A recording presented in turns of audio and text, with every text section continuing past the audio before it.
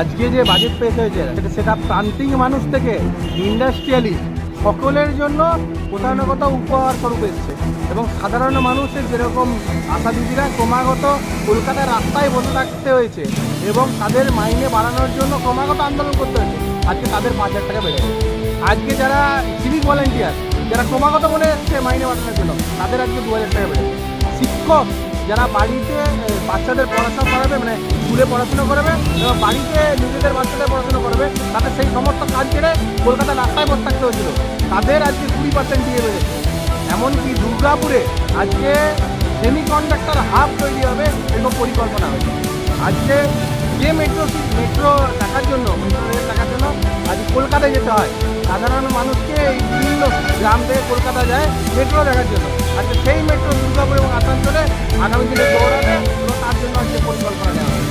আজকে দুর্গাপুরকে industrial hub তৈরি করা হবে, সেমিকন্ডাক্টর হাব তৈরি করা হবে এবং এই জেলা একটা মেডিকেল কলেজ পেতে চলেছে।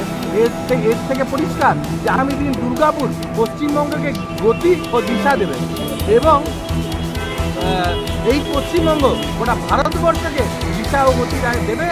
আর বিশ্বগুরু হিসাবে আগামী দিনে বাংলা উঠে আসবে।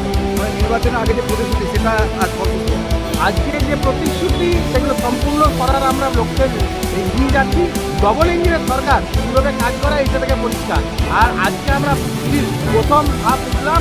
এর থেকে আগামী দিনে এই সরকার, পশ্চিমবঙ্গ সরকার এবং পশ্চিমবঙ্গ রকেটের গতিতে এগিয়ে যাবে এবং সাধারণ মানুষের সমস্ত পরিষেবা আমরা দেখবেন, সাধারণ মানুষ পরিষেবাগুলোও পাবে। আর আগামী দিনে সাধারণ মানুষের যেসব সমস্যাগুলো রয়েছে সেগুলো ধীরে ধীরে মিটে যাবে।